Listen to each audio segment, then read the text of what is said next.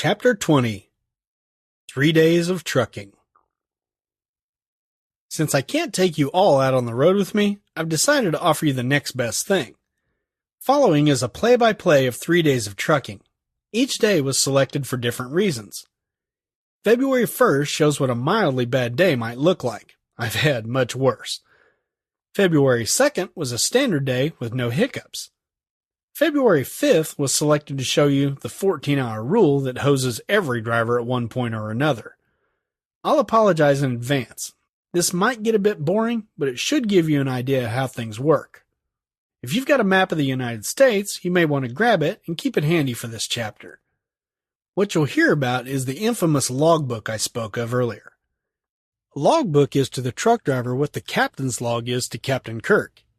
Basically, it shows what you did throughout one 24-hour period, from midnight to midnight.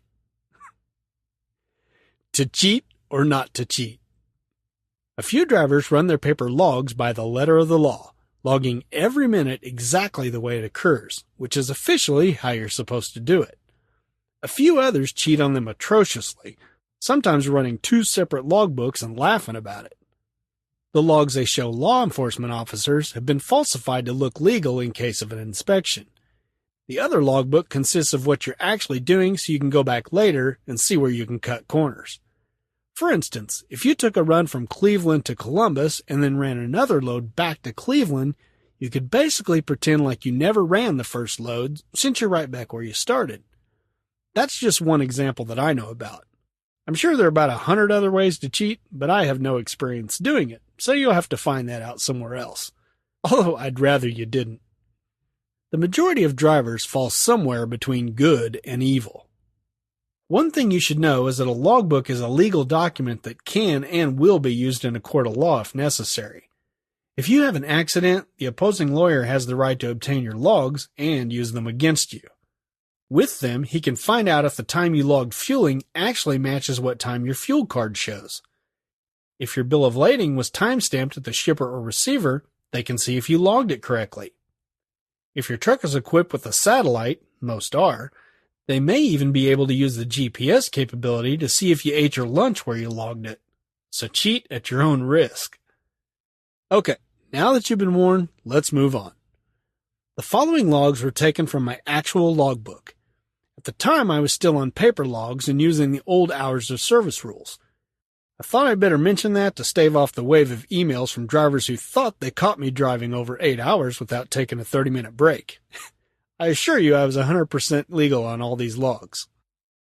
We'll have more on the fancy-pants electronic logs, aka e-logs, in a bit. I guess the best place to start would be to talk about what you'll be seeing on these logbooks. Paper logbooks are split into 15-minute segments.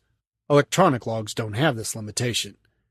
There are spaces to note the date, your truck number, all the trailer numbers you pulled that day, the company name and address, a co-driver, if you have one, and load numbers for the freight you're hauling.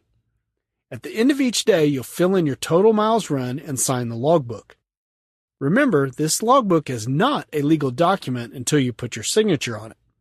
As for e-logs, you get around this signature requirement by digitally signing your log when it asks you to hit yes or no.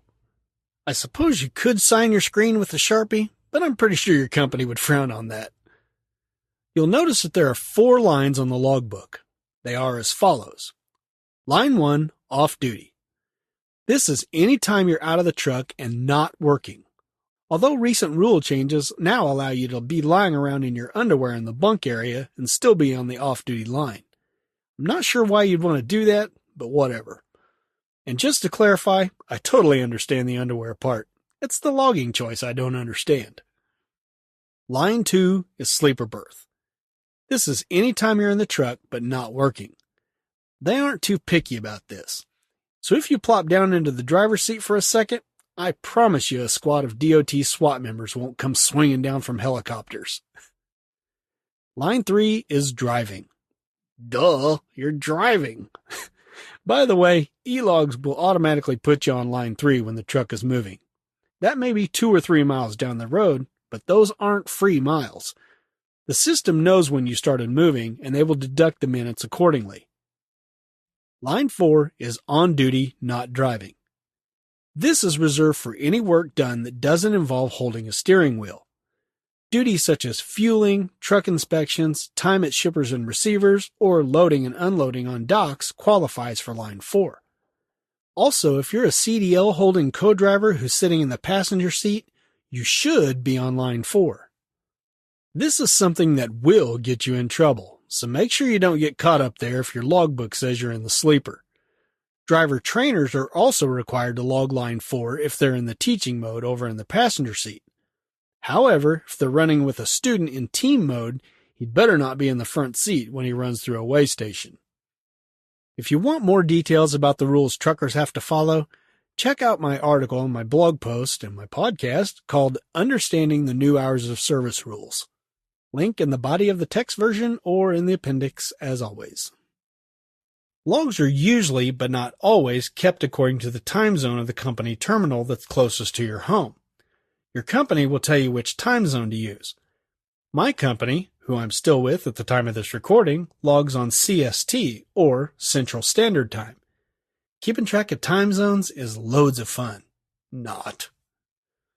As I mentioned earlier, the trucking industry is run on military time. For example, 4 p.m. equals 1600. But for this chapter, I'll use civilian language. As you hear the commentary, you can follow along on the logs and on your map. That is, if you bother digging it out of your junk drawer. Let's set the stage. The week leading up to January 30th, I had used 69 of the 70 hours in 8 days allowed by law. Don't fret if you're confused by that statement. Your driving school will explain the 70-hour rule in detail. I had used 7 3/4 hours bringing a load from Wichita, Kansas to our terminal in O'Fallon, Missouri, where I had stopped to fuel and grab a shower. I only had 1 more hour available to drive that day.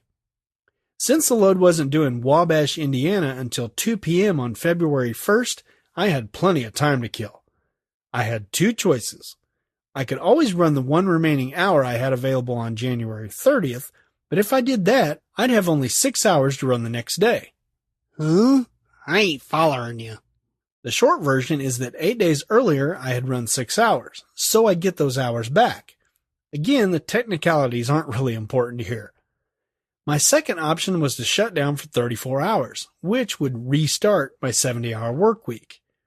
That option made more sense this particular time, so I sat at the yard in O'Fallon, which is near St. Louis, from 9 p.m. on January 30th to 7 a.m. on February 1st. It was as cold as an outhouse toilet seat in Antarctica, so I idled the truck the whole time. Most companies don't complain about the fuel consumption in extreme hot or cold weather. What in the heck did you do in your truck for 34 hours? This is why I said earlier that you need to have a hobby. Unfortunately, the evil overlord and her minion nephews had become addicted to my PlayStation 2, so I no longer had it in the truck with me. I should have been working on this book at the time, but I was feeling lazy. Instead, I got some good sleep, couple of hot showers in the terminal, played some computer games on my laptop, and had a John Hughes Film Festival. I watched Uncle Buck, Weird Science, 16 Candles, The Breakfast Club, and Planes, Trains, and Automobiles. Can't tell I'm a child of the 80s, can you? February 1st. I have included a link so you can click on that and get a picture of the logbook and what it actually looks like so you can follow along. I've done that for all 3 of these days that we're going to be talking about. At 6:15 a.m., I got up, ate a bowl of cereal, and ran inside to brush my teeth and attempt to flatten my alfalfa hair. Technically, I should have logged part of that on line 1 off duty from 6:45 to 7 a.m. because I was out of the truck for 15 minutes. So, sue me. I turned in my previous day's hours used via satellite. This is a total of the hours used on lines 3 and 4, which are the lines that count against my working hours. Not all companies require this, but mine like to keep track of our hours to help plan our loads. I should also mention that I haven't had to do this since my company installed electronic logs. More on e-logs as we go. At 7 a.m., I did a walk-around inspection, which is noted on the log as WA. If you do something outside the truck that takes less than 7 minutes, such as a walk-around or a bathroom stop, you don't have to log it on line 4 on duty not driving. However, Technically, you're supposed to flag it by listing the location where you performed it. I rarely do this, and no one has ever said a word about it. A walk-around is not a full-blown inspection. You simply walk around, thump all 18 tires with a club to make sure they aren't flat, glance at your tires to check for any weird wear and tear, and check to make sure all your lights are working. Lastly, I looked to make sure my airlines and the trailer were still latched to my tractor and ensured that my trailer landing gear was jacked up. I do this any time I've been away from the truck or asleep inside. This is a habit that good old Bob passed down to me after he heard about a disgruntled driver who was sabotaging his old employer's trucks by pulling the fifth wheel while the driver slept. In the morning, many drivers took off without checking and dropped the trailer to the ground.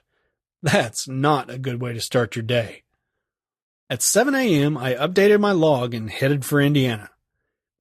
I took the I-270 loop around the north side of St. Louis, I-70 through Illinois and into Indiana, and the I-465 loop to the north side of Indianapolis. It was all back roads from there, north on US 31 and east on US 24.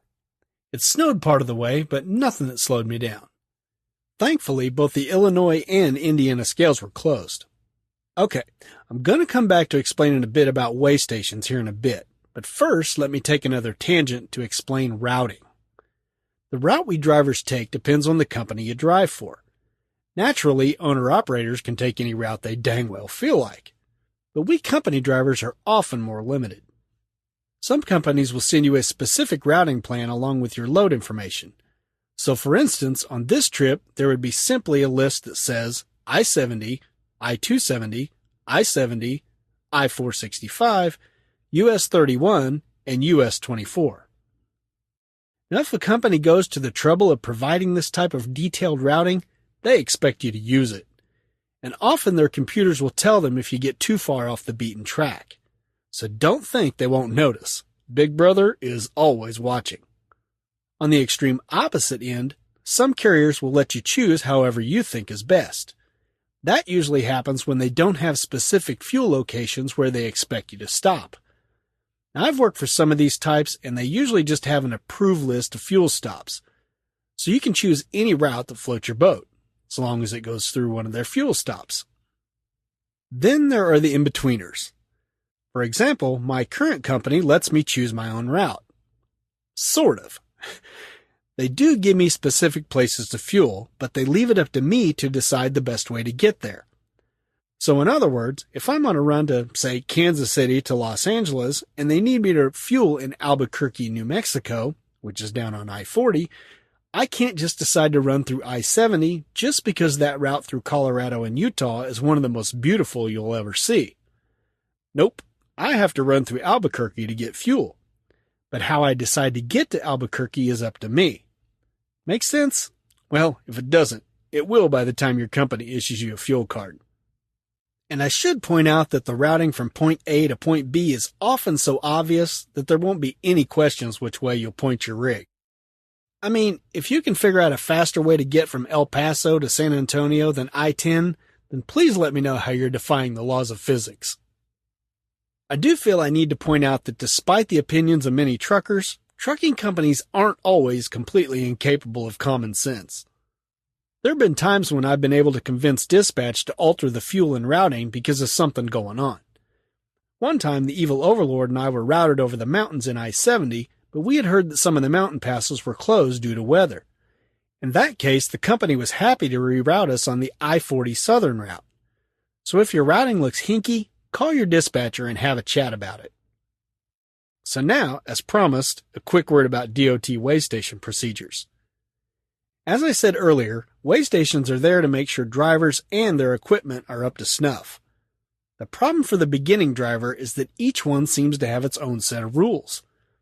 One might have an open and close sign. Another might have a sign that says bypass when flashing. Another one might say enter when flashing. Some will have weigh sensors on the right lane of the interstate, and a sign will tell you to either bypass or enter scales.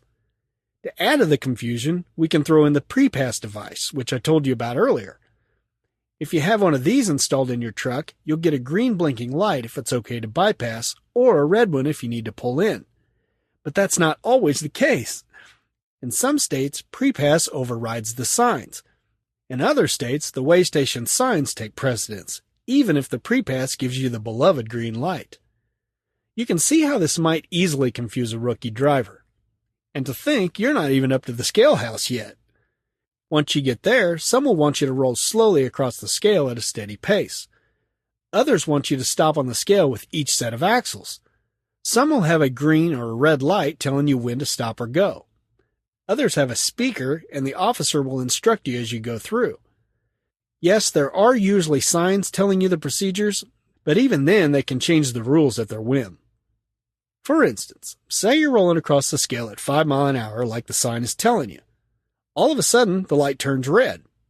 If you happen to be looking in your mirrors to make sure your trailer is on the scales, you may not see that red light until you're off the scale.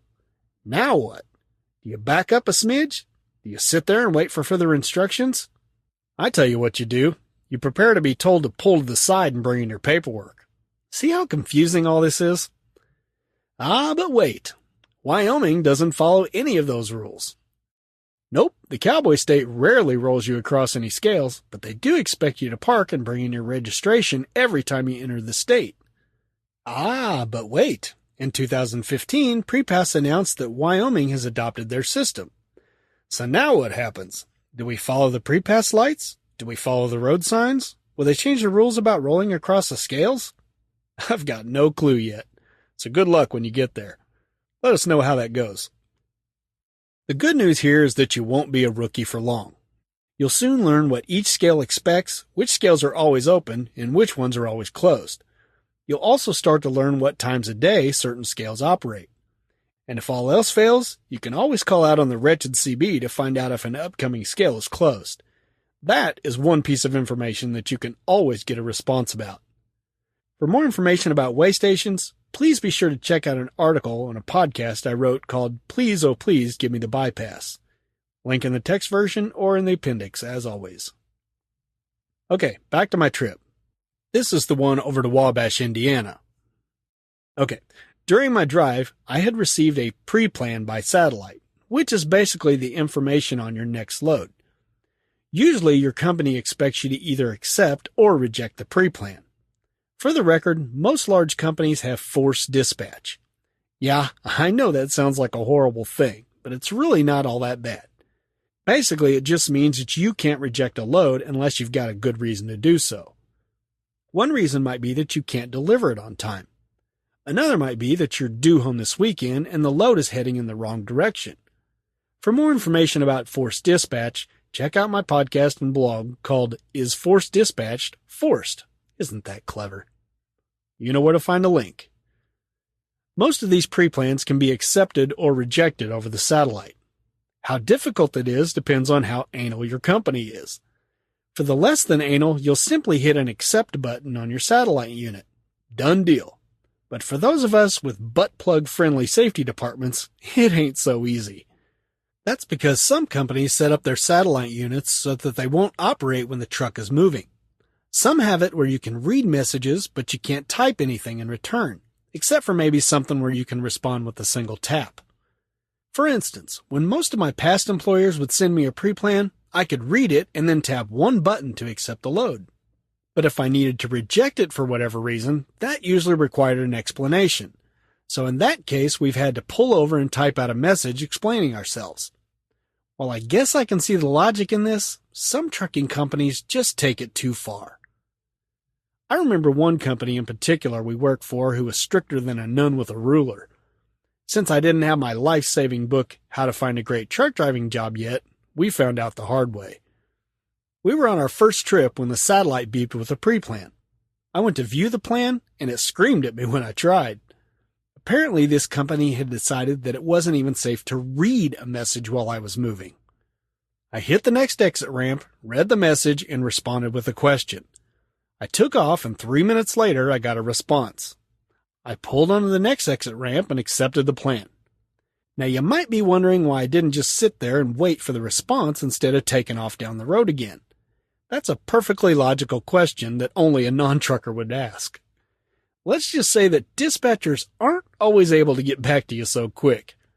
If we truckers sat around waiting for a response from dispatch every time, the trucking industry would be about as efficient as a hamster-powered bulldozer. Well, we tolerated this stop-and-go crap about half a day before I called my dispatcher. When he explained what was going on, I was considering quitting.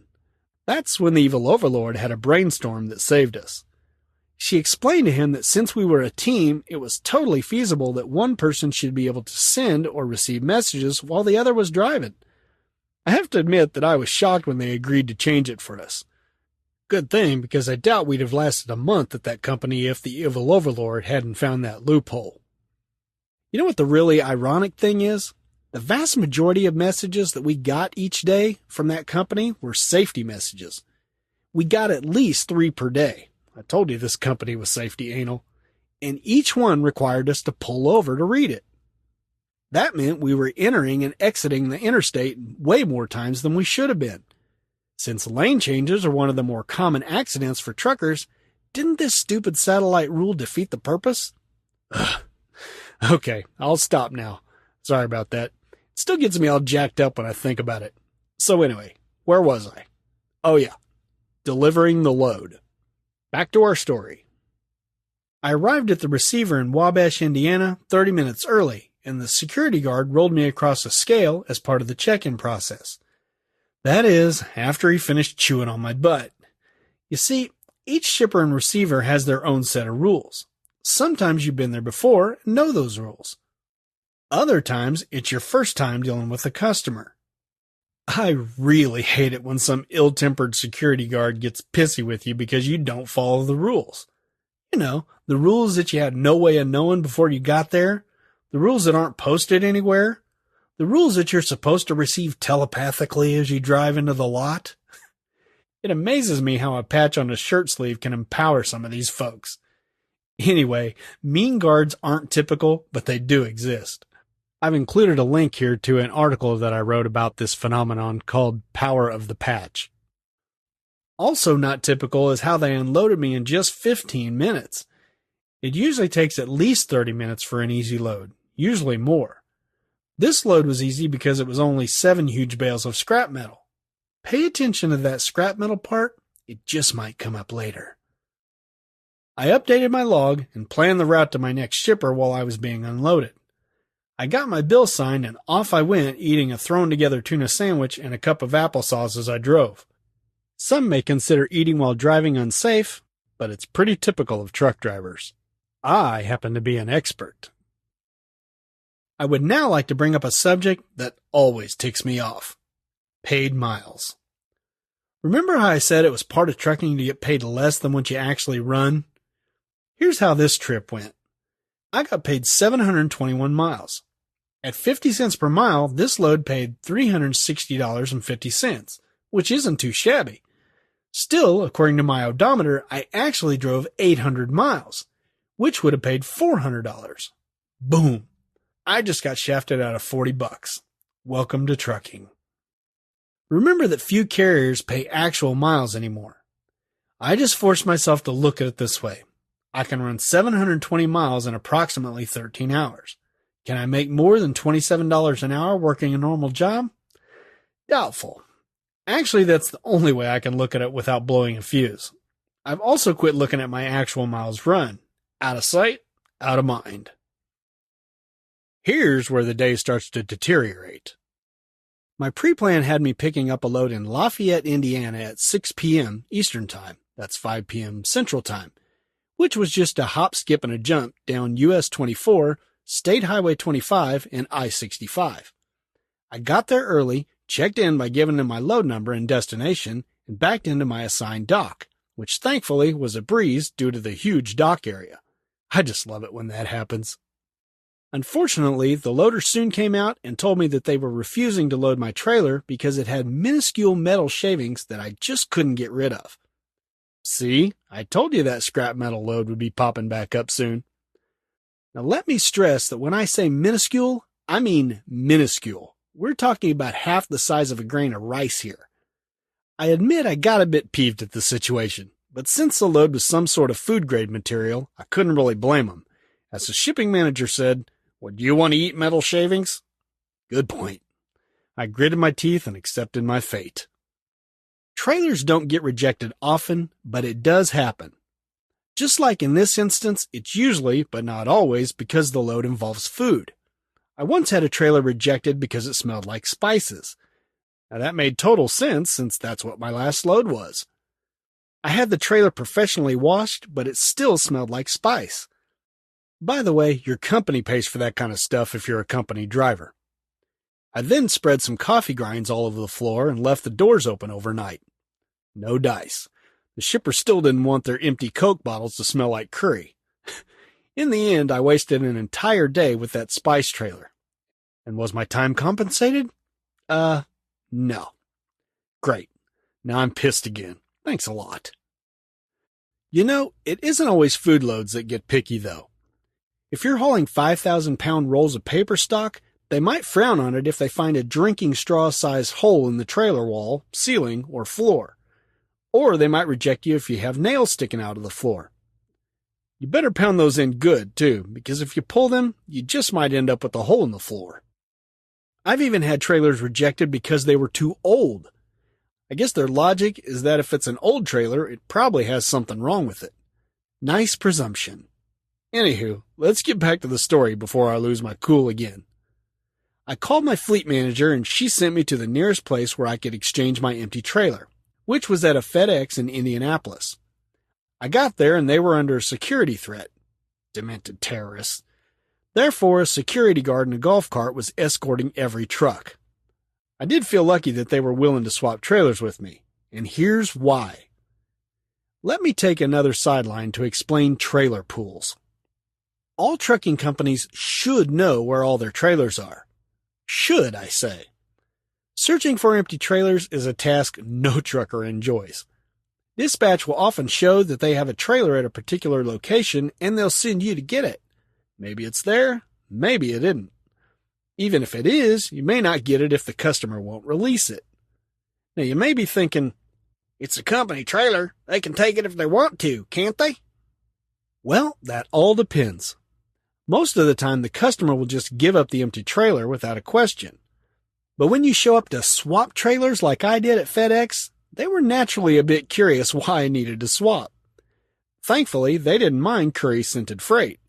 But if it had been a bread or a sugar plant, they'd have likely refused the swap. Another reason a company might not release an empty trailer is because of the aforementioned trailer pools. Some customers have written into their contracts that the carrier has to let them keep a certain number of trailers on site. So you might show up and find 5 empty trailers, but they won't give you one because they load 10 of your trailers every day. In that case, they're usually already pissed that they're short 5 trailers. Now you'd think keeping track of trailers and their locations would be easy nowadays with all the high-tech wizardry going on. Some companies are starting to use radio frequency identification, or RFID tags, on their trailers, but most are still keeping track of their trailers by information sent in by the driver. For instance, when I swap trailers at a customer, there's a place in the satellite message for me to enter the numbers of the drop trailer and the new one I have. Their computers keep track of all this, so you can see the flaw in the system. If a driver forgets to relay this information, things can get screwed up pretty quick. Sometimes this means the driver will be asked to do the dreaded yard check.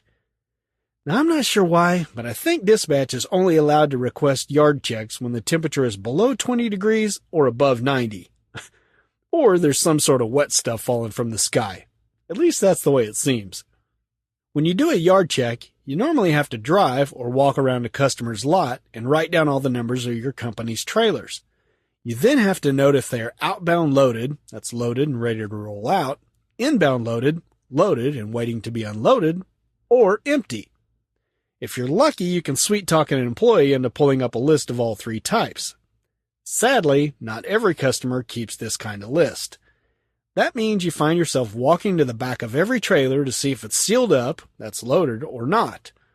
If it isn't sealed, you still need to open the doors to make sure they aren't using it to store damaged pallets or something else they shouldn't be using it for. And remember, your job isn't over just because you see a seal on the trailer. You still have to determine whether that trailer is outbound loaded or inbound loaded. Oh, and let's not forget about the trailers that are sitting in docks. Are they empty yet, or are they being loaded? Your guess is as good as mine. As you can see, I'm not a huge fan of doing yard checks. They aren't too bad when you're dealing with a small customer, but when you've got over 1,000 trailers from multiple companies on a site, it's about as fun as anal leakage. And with that lovely mental picture, let's get back to the story. You know, the rejected trailer with the minuscule little metal shavings that got the trailer rejected? Yeah, that one. When I go into a rat hole, I go into a rat hole. So anyway, I swapped trailers and raced back to the shipper, but didn't get there before they closed. I had to wait until morning to get loaded. Again, welcome to trucking. Doo-doo happens. I had approximately 11 hours to burn until they reopened, so I heated up some soup and watched Tommy Boy to cheer me up. Chris Farley and David Spade were quite a pair. Fat guy in a little coat. Fat guy in a little coat. Classic. Before I went to bed, I filled out the paperwork that had been sent to my company so that I'd get paid for my previous load. Next, I planned my route to Dover, Delaware, which was where this load was going. If you still got the picture of my log up, notice the letters PTI listed on the log at 6 p.m. PTI stands for pre-trip or post-trip inspection. You must log and label at least one PTI per day. Most companies require you to log a minimum of 15 minutes for a PTI. Some will let you combine it with another function, such as dropping or hooking trailers or fueling. Others require you to log it only at the beginning or the end of your driving shift. Each company has their own preferences. A PTI is a thorough inspection of your truck and trailer, which involves checking the belts, hoses, brakes, tires, lights, and fluid levels, just to name a few. Your driving school will teach you how to do it properly. Whether you retain that knowledge and actually do a PTI every day is up to you. It was cold and snowy that day. I'll give you one guess whether I really did mine or not. As far as company drivers go, most of the companies that I've worked for required periodic inspections and maintenance of both tractors and trailers by qualified mechanics. On average, a tractor may get a thorough inspection and some form of maintenance every 12,000 miles or so, which is approximately once a month for a solo driver and every 2 or 3 weeks for a team truck. February 2nd. There's another link to this logbook. When I woke up, I didn't have access to a sink, so I popped in some chewing gum and used a water spray bottle on my hair. Many drivers don't even bother making themselves presentable. Because I had planned my trip the night before, I knew I was going to be able to take a shower later that day. I was the first one at the door in the morning and the first to hit the dock, after I checked my fifth wheel, of course. The early bird does get the worm. As my now clean trailer was being loaded, I sent in my previous day's hours and enjoyed some corn checks with a tad bit too much sugar added. Accidentally, of course. I logged 15 minutes when I finished getting loaded, that's required by most companies, signed the bills, and marked them SLC, that's shipper load and count, to cover my butt if the shipper had shorted the load. Some shippers won't let you sign SLC, but I always try. I did a quick walk around, and off I went. I've included a link in the text version of an article I wrote about shipper load and count and general load security. I took I-65 to Indy and I-70 into Columbus, Ohio, where we had a company terminal. I stopped for fuel and ran the rig through the inspection bay. On one hand, doing this every time I pass through a terminal can be a real nuisance. On the other hand, I've rarely been stranded on the side of a busy highway due to mechanical failure. Knock on wood. This time I was able to log my PTI in the same 15 minutes as fueling. It doesn't sound like a big deal, but all of your Line 3 driving and Line 4 on-duty not driving time goes toward your 70-hour rule, and every little bit counts. Again, I didn't actually do a PTI, but I logged it because it's required. Besides, why would I bother doing a PTI when I just had it done by a mechanic who actually knows what he's looking at? Am I the king of justification or what? I ran in and took a quick shower. I logged that on line 1 off duty, updated my logbook, made a quick peanut butter and jelly sandwich, checked my fifth wheel, yes, even in a company yard, and headed out. This trip would normally be a breeze. It's a straight shot from Columbus, Ohio to Delaware by way of I-70, the I-76 Pennsylvania Turnpike, and up I-95. Unfortunately, the shipper wouldn't pay my company enough to cover that particular turnpike, probably because it can cost a big rig more than $100 to run the full length of it. Therefore, my company wouldn't let me take the toll road. Again, not all companies would do that, but mine did on this particular load. So to avoid the toll road, I'd have to take I-70 into Pennsylvania, grab I-79 south into West Virginia, hop onto I-68 and I-70 to Baltimore, I-95 into Delaware, and finally Route 1 south to Dover. Just as it sounds, it's a tad bit out of route. Are you catching the sarcasm there? Anyway, I sent a satellite message to my dispatcher to verify that she had rerouted my paid miles to show the company-mandated detour. She had. Hey, it's never good to assume. In the end, the load paid 695 miles, or $347.50, but I actually drove 778 miles, which would have paid $389. There goes another $41. In case you can't add, that's $81 over the course of 2 trips. But I digress.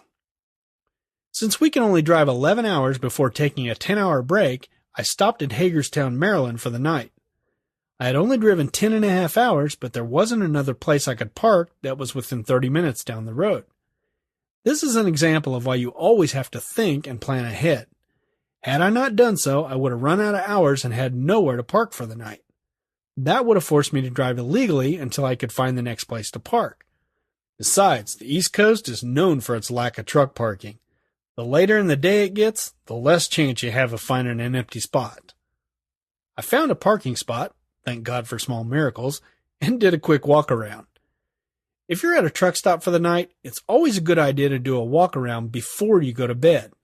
That way, if you have any problems with tires or lights, you can get them fixed right then instead of waking up the next morning and having to deal with it then. Moreover, you can be sleeping while you're waiting to go into the shop. Everything was in good order, so I started to heat up some soup, but nearly gagged at the thought of it. I had eaten soup and sandwiches for the past week and was sure I'd yak up a boot if I forced myself to eat soup again. Yes, I do so to save money. Still, a man needs some variety. Since I knew this truck stop had an excellent deli, I went in and grabbed a couple of stuffed bell peppers, some scalloped potatoes, and some green beans for less than $8. No soda, thanks. See, I'm practicing what I'm preaching. I watched a couple of episodes from my Seinfeld DVDs and slept like a rock. The next morning I awoke, scarfed down a bowl of Total Raisin Bran, and went inside to clean the pearly whites. Okay, slightly off whites, and knock down the hair. Yet again, I should have logged it on line 1, but I didn't. I'm such a sinner. I didn't bother with a walk around since I had done one the day before, but I did check my fifth wheel as usual. I sent off my previous day's used hours via satellite. The rest of the trip was uneventful. Same old crap, different day. Now let's jump ahead to February 5th. There's something I want to show you. The 14-hour rule. If you were to ask a driver which part of the rule book he would most like to nuke with a flamethrower, it would undoubtedly be the 14-hour rule. This rule states that you can only work a 14-hour day. The 14-hour starts as soon as you come off line 1 or 2, that's off-duty or sleeper, and on to line 3 or 4, that's driving or on-duty not driving. At 14 hours from that point, you had better be finished driving for the day. The rule does allow you to work after 14 hours. You just can't drive. So if you'd arrived at a receiver within the 14 hours, you could unload the truck if you needed to and still be legal. However, if you start driving again without getting a 10-hour break first, you just broke the 14-hour rule. Again, your driving school will explain this in greater detail if that didn't sink into your noggin. February 5th. Link to the logbook again. I began my day by delivering a load in Robbinsville, New Jersey, which is near Trenton. Although it took longer than 15 minutes to unload me, most companies only require you to log 15 minutes at the shipper or receiver, provided that you are in your truck and not on the dock loading or unloading. I ate some frosted mini wheats and sent in my hours from the previous day while getting unloaded. I had received a pre-plan the previous day and had planned my trip the night before, so I checked my fifth wheel and headed out. I took I-95 and I-287 and arrived at the shipper in Orangeburg, New York at 12:30 p.m. and checked in. There were 5 trucks waiting in a docking area made for 3 or 4 at the most. My load was supposed to be ready, but it wasn't yet, so they told me to wait in the lot. I tried to find a spot that was out of the way, but with the lot so small, I had to keep moving around to allow the other trucks to back into the docks. Despite all this, notice that I didn't get irate or go ballistic on the shipper. Many drivers do, but it just doesn't help anyone. As the old saying goes, you catch more flies with honey. I've been out here way too long to get upset about delays that I have no control over. Let me rephrase that. I've been out here way too long to outwardly get upset about delays that I have no control over. In short, I was finally loaded and ready to go at 5 p.m., just in time for rush hour. Yay! I uploaded my log and took off for North Carolina. I stopped at our terminal in Carlisle, Pennsylvania, that's near Harrisburg, and fueled. Thankfully, the inspection bay was closed for the night. I went into the truckers' lounge, made myself a bowl of soup, and marveled at the truckers as they watched and seriously discussed professional wrestling on TV. Man, what is it with truckers and wrestling? It boggles the mind. I grabbed a shower and headed out. You know, that's the 3rd time I've mentioned being at a company terminal. Perhaps I should take a minute here to discuss this a bit more. As I mentioned earlier, most of the large carriers have locations all over the map. Usually this is a mix of company terminals and drop yards. A drop yard is simply a lot where you can drop a trailer. For instance, if you get to Atlanta 2 days before your delivery time, your company will likely let you drop your trailer on a yard so you can keep moving. Remember, they aren't making any money unless that truck's moving. Company drop yards come in all shapes and sizes. Depending on the location, it might only be a small dirt lot with a padlock gate and a couple of porta potties. A drop yard can also be leased or shared with another trucking company. The point is, don't go into a drop lot with high expectations. You'll likely be let down. Just don't whine about them too much. I'd rather have a crap hole drop yard than be sitting at a truck stop under a load for 2 days. Now, company terminals are a different story. They're usually larger and have better facilities. They might have a truck shop, fuel bays, showers, laundry rooms, microwave ovens, vending machines, and driver lounges. I've even seen some with pool tables, ping pong tables, video games, and company stores where you can buy company logoed shirts, hats, mugs, and every other knick-knack under the sun. Not that I can imagine why you'd want that sort of stuff, but hey, each to their own. The thing is, company terminals are kind of like truck stop chains in that you can't expect to get the same thing everywhere you go. That brand new Love's might be all shiny and new, while their older one down the road is starting to show some wear. Likewise, all company terminals aren't created equal. For example, the company I work for now has a brand new facility that's totally awesome. Yet another one where it takes me 5 minutes just to find the finicky little 1/8 inch notch in the shower knob that actually gives me some hot water. Seriously. Okay, let's get back on the subject before I barf out another rant. Okay, up to that point, I had driven 2 hours to the shipper and another 3 3/4 hours over to the yard for a total of 5 3/4 hours. So I still had 5 1/4 hours to drive to max out my 11 hours of driving, right? Wrong. Here's where the cursed 14-hour rule gets you. Because of the 14-hour rule, my day started at 10:15 a.m. The 14-hour rule doesn't care that you are delayed at the shipper for 4 1/4 hours. Nor does it care if you should have 5 1/4 hours of driving time left. All it cares about is that your day is over by 12:15 a.m. That's 14 hours after 10:15 a.m. So since I left the terminal at 10 p.m., I didn't have 5 1/4 hours. I only had 2 1/4 hours to drive. So because I was delayed at the shipper, I could only drive 8 hours that particular day instead of the normal 11 hours allowed by law. Now you might be saying, you'd have had more hours to drive if you hadn't stopped to eat and shower. You know what? You're exactly right. How dare I want to eat and not stink? Seriously though, this is a predicament we run into all the time. Having 11 hours of drive time that has to be done within 14 hours, it's easy to see that you've only got 3 hours of extra time to waste before the 14-hour rule starts eating into your driving time. Now that's fine if everything's going smooth. 3 hours is more than enough time to eat, shower, and possibly squeeze in a workout. But now let's throw in a couple of hours of unload time. Now you've only got 1 extra hour to get everything done. This is a decision that we truckers face all the time. Do we make the most of our driving time, or do we eat into our paycheck to do a 30 to 45-minute workout? Or is it worth it to smell yourself for 2 days to get an extra 60 miles worth of mileage pay? This scenario is unavoidable for the average trucker. It just goes with the territory. The trick is to find a company that doesn't have you sitting at shippers and/or receivers for long periods of time. One way to do this is to avoid grocery warehouses like the bubonic plague. What's wrong with grocery warehouses, and how do I avoid them? To be honest with you, I have no idea what's wrong with grocery warehouses, but clearly there is. It just doesn't make any sense why they take so long to unload you. As far as I can see, they're no different than any other customer. Some of them use lumpers and some don't, so that can't be it. Honestly, I'm clueless. I just know that there's a direct correlation between driver frustration and grocery warehouses. If you figure it out, let me know. As for how to avoid them, simply ask your prospective employer how often they deliver to them. If they don't have a definitive answer for you, ask them who their main customers are. If those customers deal with food, you're probably looking at spending some quality time at grocery warehouses.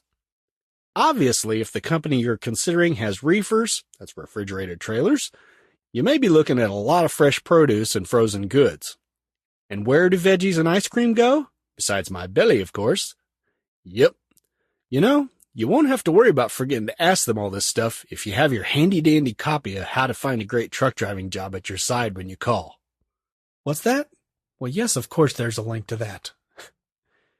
There is a way to drive past your 14 hours. You just need a master's degree in mathematics to figure it out. Well, not exactly. It's actually fairly easy to extend your day.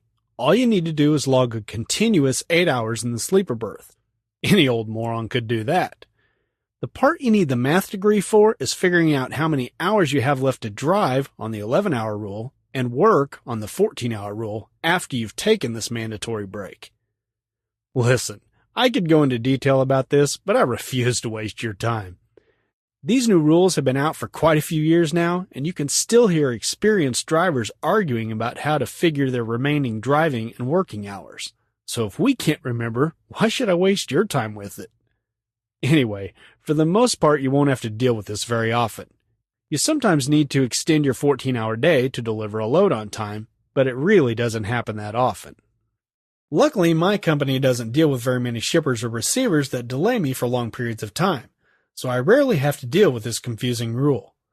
Usually, by the time I need to utilize it, I've forgotten how it works and need to call my company's safety department for guidance. Quite frankly, if you haven't even decided to go into trucking yet, this rule will have absolutely no bearing on your decision. It simply doesn't matter that much.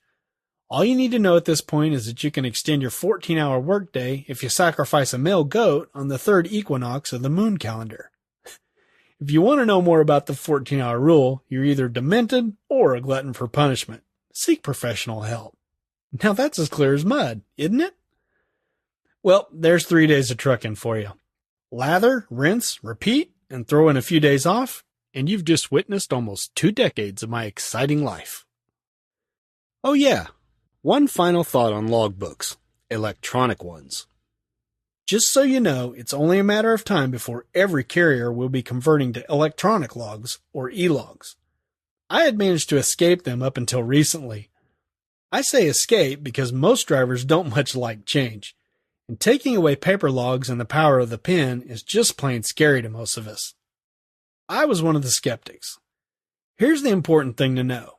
E-logs are as good or as evil as the carrier sets them up. I happen to work for a company that went the evil route. On paper logs, if I made an error, I'd mark it out with my pen, initial it, and go on my merry way.